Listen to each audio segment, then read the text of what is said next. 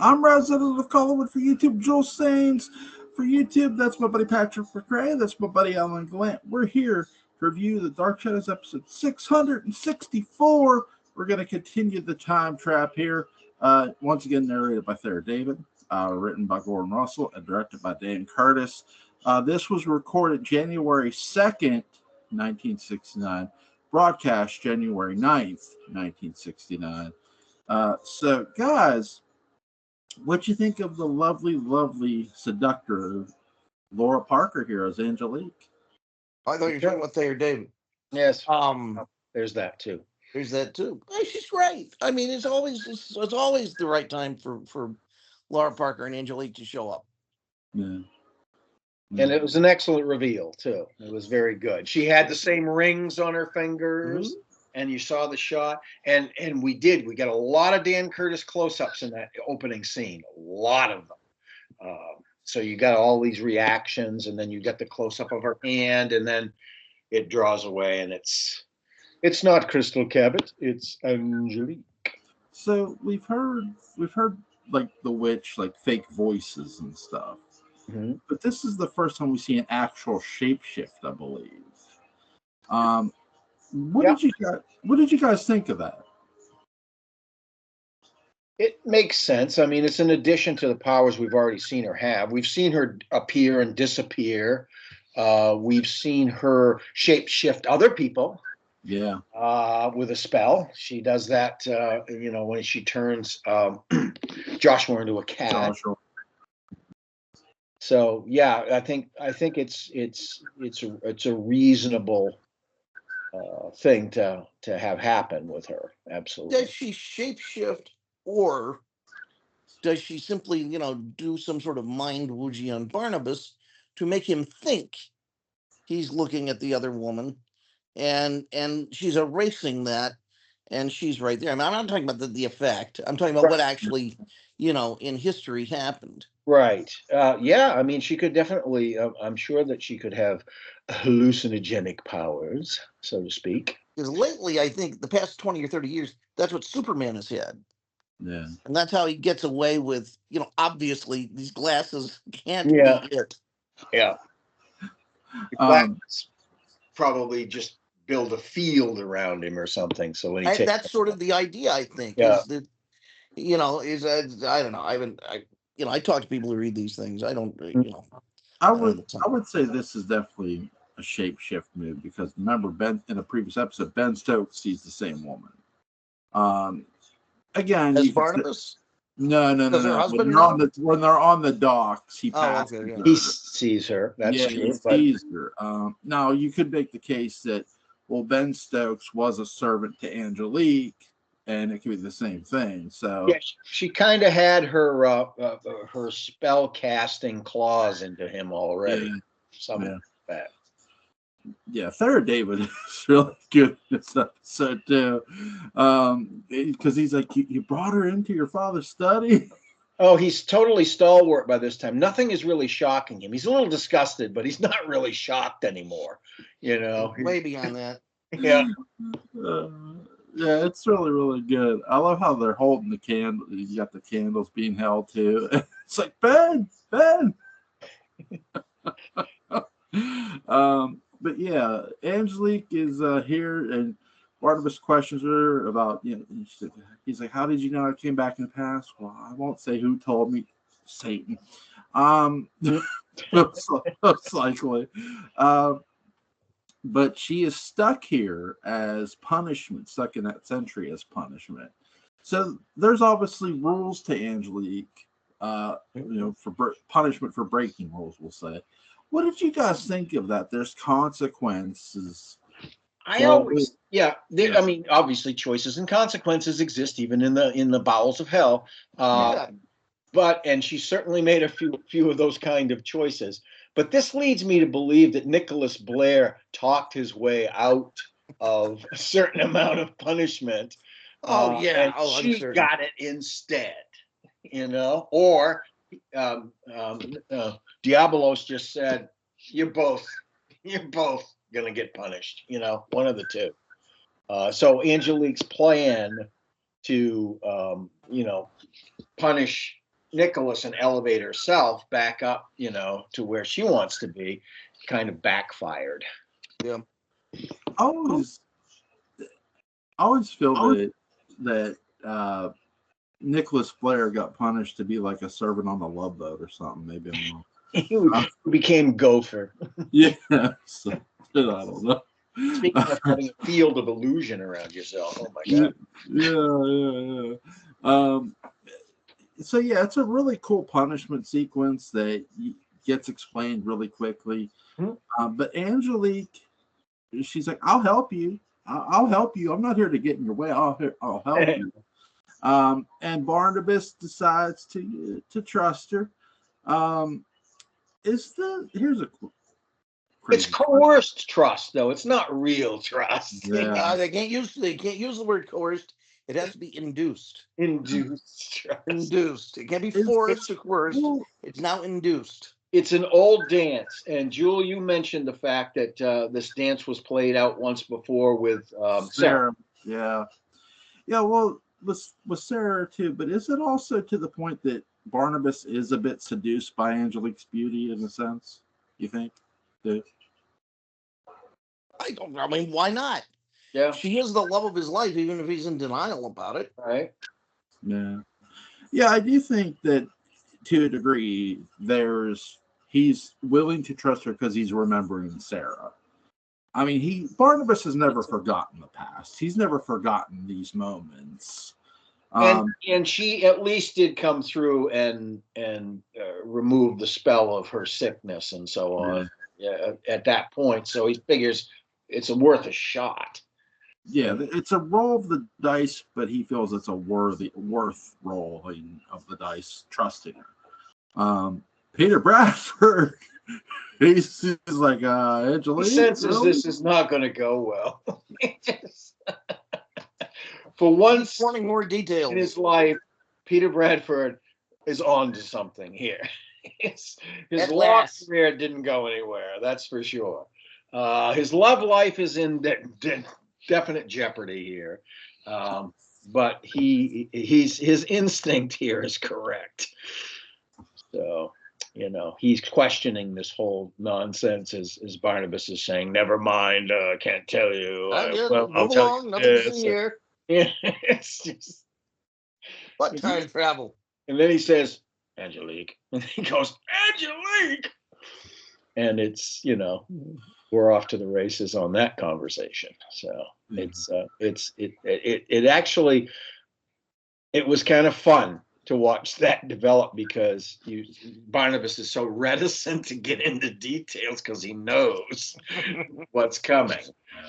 He knows he's not going to, say, "Yo, that's okay, Barnabas. Yeah, we'll use Angelique." No, that's not going to happen here. Here's a weird question for you guys. How much of Barnabas going back in time is for Vicky's friendship or Vicky's love? Like, where do you weigh that scale? Neither. Okay. In my opinion, it's out of decency. Okay. It is decency. I think if this had happened and it were, David, well, we see what he does for David. Mm-hmm. There's an IOU here too. There's an IOU with Vicky too. I mean, he was, there was certain points when he was about to do the same thing to her that he did to Maggie. So, I think it's an altruistic love is what it is. It's not.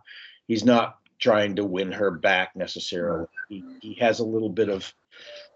He has a little bit of the sort of attitude towards Peter Bradford, but it kind of fades as soon as it becomes obvious they need to work together on this plan. So. I also think to a degree, which I think Roger Davis does a really good job of coming off as pesky towards Barnabas too. It's very underrated performance by Roger Davis because we've seen other characters be pesky before, but Roger Davis does a really good job because he's playing off, hey, Peter Bradford does love Victoria Winter. That's right. He kind of sort of considers him a semi-rival as he does in 1968. So there's all of that sort of fallout that's still there. It's not, it's not in the front, but it's there. You And have the peskiness is legit too. I mean, he's full of questions, and they're good questions. yeah. You have somebody who has a vested interest in Roger Davis's Peter Bradford, and then there's Barnabas who comes back. I agree, out of decency. It's like there's also your wife who just won't die. Right. Who's involved She in makes she makes a point of reminding him that she is still his wife. So yeah, that's a funny phone conversation I had with my friend who called me. I was like, remember Barnabas was cursed by his wife who was a witch. So way to go. yeah, it's like hey, but what's some of you guys' favorite scenes and moments in this episode? Well, the reveal of Angelique is really a really nice little scene, especially when we're going into it with all those close-ups, and then you finally have an expansion of perception for the audience, and boom, there she is. So I really kind of enjoyed that. I also enjoyed the whole thing with the build up to the execution. That whole thing is like, oh boy, here it comes. Is it? Yeah, she's doing this to torture the hell out of them. Yeah, absolutely. Yeah. So we have another different actress playing Victoria Winters here.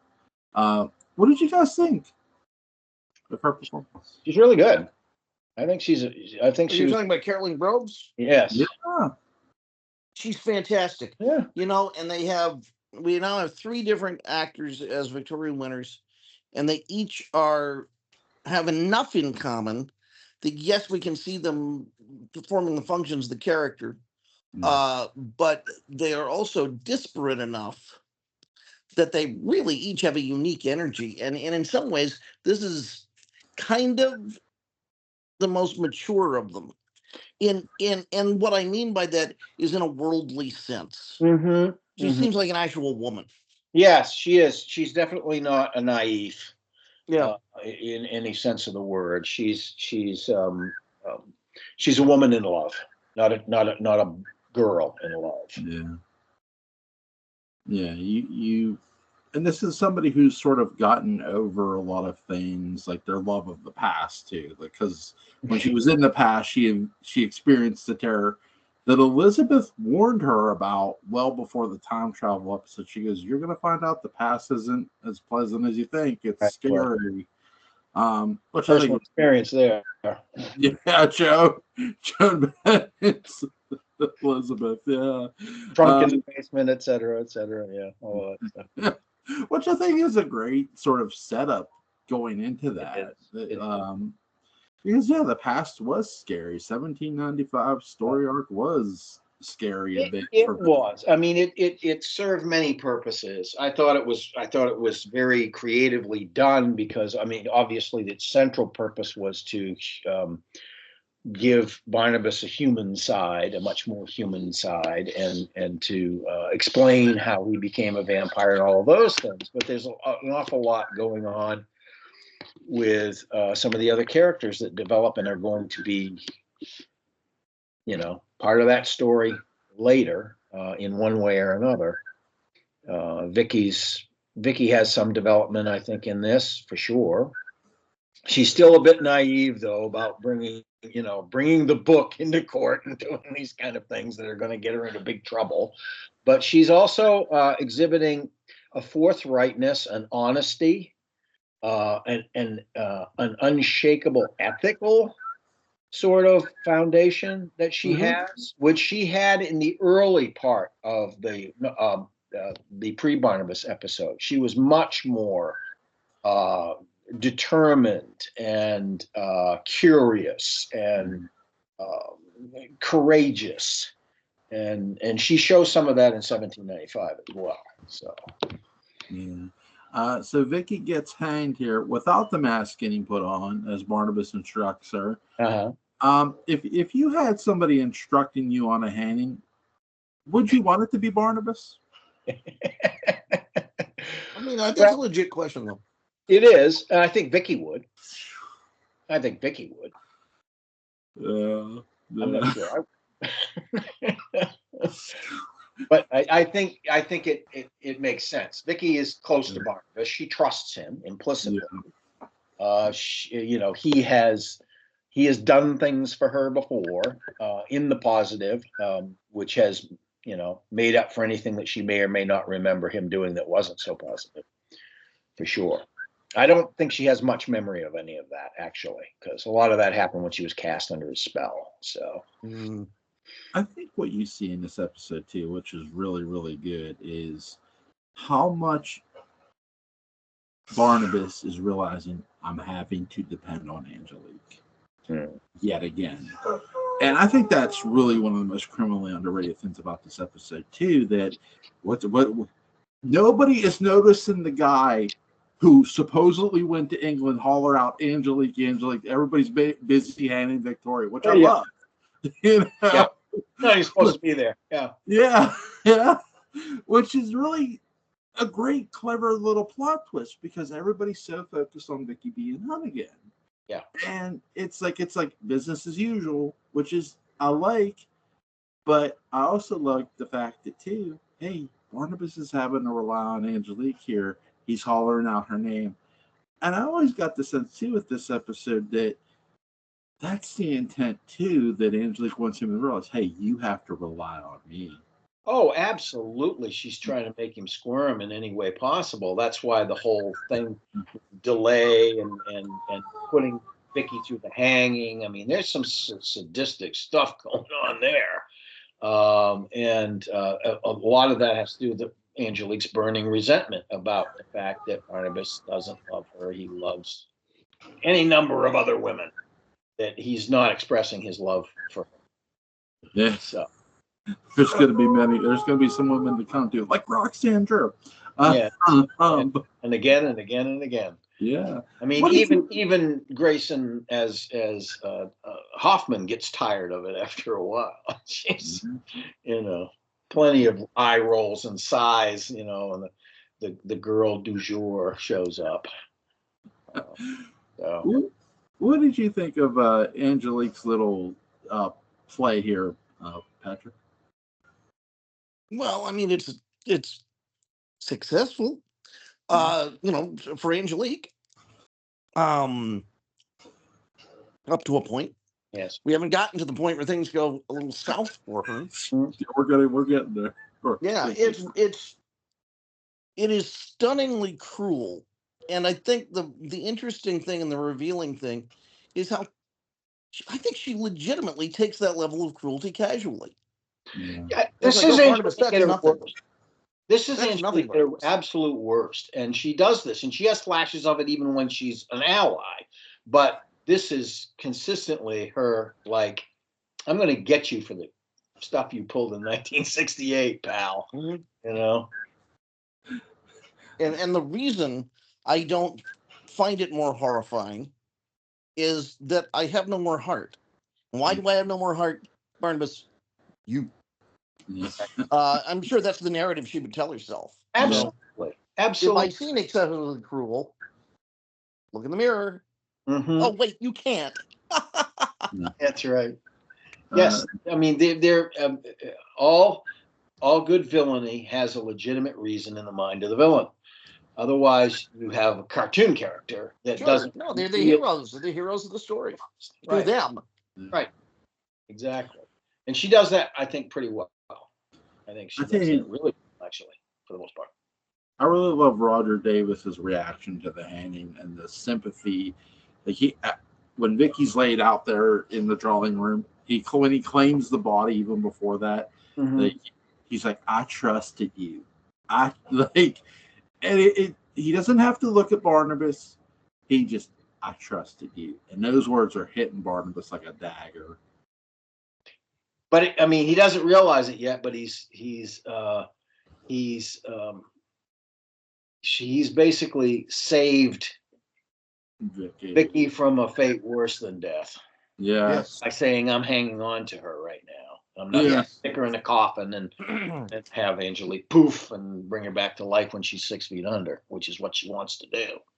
I mean, that's what I mean by Angelique at her worst, is like BO'd at everybody. Yeah. It's really, I was, when I was talking to John Philip Betancourt about To Be Night Miguel, he did something where a witch put a woman under a spell and she was buried alive, quite literally, which was really, really interesting.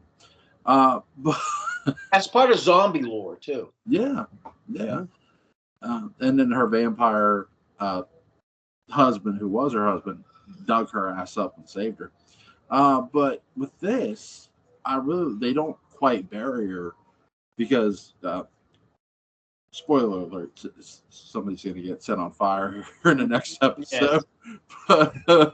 It's going to get soot tail here. Yeah. Very shortly. Yeah.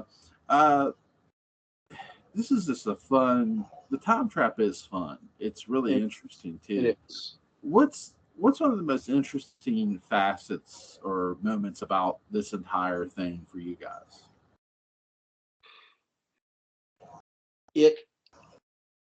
I like the idea of toying with it. It's without worrying about too much of a butterfly effect. Yeah. And the fact that certain things do change, obviously, and certain things don't. Certain things right themselves after they've been changed. Yeah. That we see in the next few episodes. So it's an interesting way that the writers have decided to toy with time and messing around with time, and how some things will fix themselves and other things will revert to what they were originally. So. Patrick, what did you think? Yes. Yes, of course. What did I think of what? You covered a number of topics. You have to be more specific. The time trap in general. And the time trap in general. Yeah. Well, I mean, we talked about this last night. This is one of my favorite episodes and sequences. And I think, what do I think of this from a storytelling point of view, or from a standpoint of from a storytelling point of view, and from the fact that something Alan pointed out, they don't have to too much without changing exactly too much, because it writes itself. It does write itself. One of the things I was thinking about on the cab ride over to the studio today to do this was, if the show were being honest, and Barnabas changes the timeline, is there or is there not a Vicky to return and go back?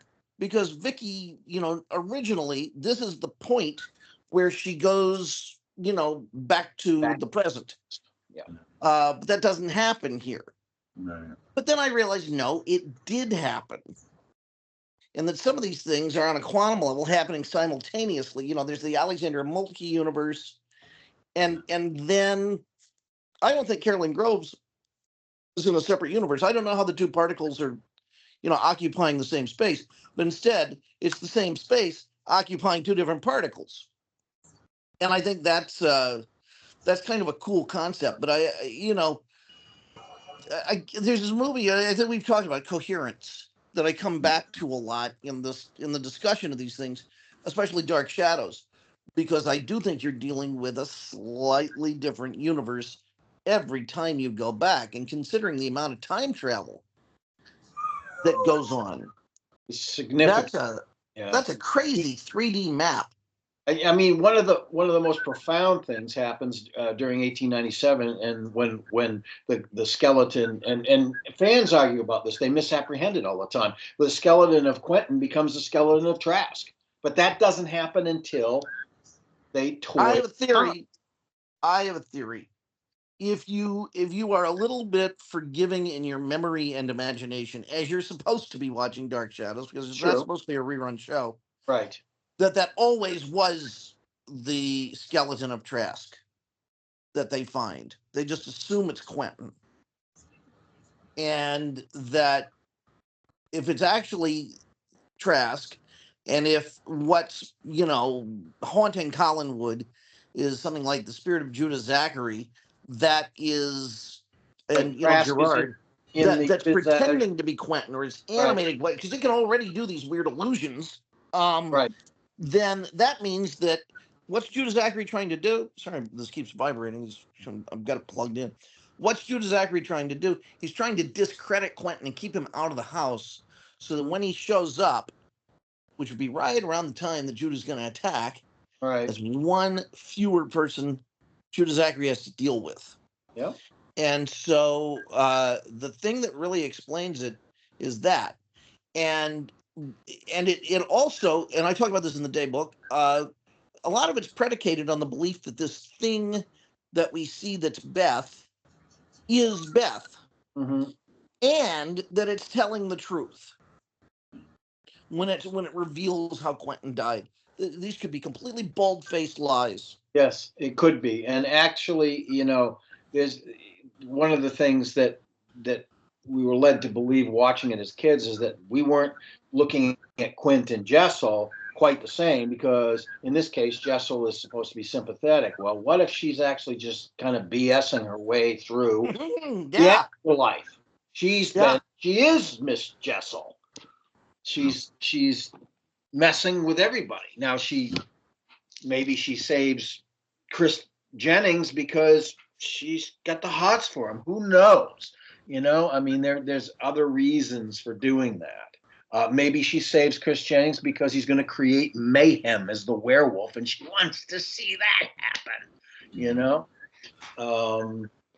But there are various interpretations you can do that will make sense that way. That ever-loving spackling of the literary aspect of or the storytelling aspect of Dark Shadows, which you can do. Absolutely, you can do. I'll play devil's advocate with Beth a bit. Okay. I believe, because remember, Beth dies believing that Petofe is in Quentin. Quentin is still Petofe, because Petofe was in Quentin's body at one point. And when Quentin's coming near her, she goes off Widow's Hill, backing away from who she thinks is Petofe, which is really Quentin. Her ghost assumes maybe Quentin jumped after her for whatever reason. And I do think, again, is it the truth? No, but it's her truth, which is weird. A ghost, Beth was in love with Quentin in every way. What do you do? Yes. Yeah. Crazy times. And yeah, Crazy Jenny does appear in the Leviathan arc to Chris, which is Find Quentin Collins, which is one of the best lines of a ghost I've heard. So, guys, is there anything you want to add before we go? No, I mean, it's probably gilding a lily at this point. I did watch the next couple of episodes to round out the trip, and they're very satisfying. It is both satisfying, and then the plan doesn't exactly go the way they think it's going to go to get Barnabas back to the future. And so I like that they did that as well. It makes, when Julia and Willie retrieve Barnabas, it makes it that much more satisfying, because it's a real race against time to do what they need to do. Which they had to do. That happened once before as well, and it was very effective when they did it, when he was bitten by the bat during the dream curse, and they had to figure that out as well. Had a little help from the ghost of Josette at that time, but it's very satisfying, and it's that, like you say, race against time. This is a great arc, and it really boosts. I think it boosts the excitement and gets us ready for that transitional period. Where we're gonna have some werewolf fun and stuff like that just before we go into 1897. The Haunting of Collinwood, I believe, is what this Yes, upcoming sequence is called. it is. It is. Yeah. That's the focal point of it. But you've also got. When I was a kid, I was really, I love the Ghost of Quentin, but I something about the hairy man, the old legend, Mhm. the hairy man and werewolf is just like that. And so I was obsessed with a werewolf. I used to have nightmares about it. It was a very vivid sort of thing. And then Yeah. Yeah. all of that layering is there. And yeah, the main thrust is obviously Quentin taking over Collingwood and doing all those things, which is coming. Yeah. House for 665. House Friday night, guys. I can talk about it then. Yeah. Okay.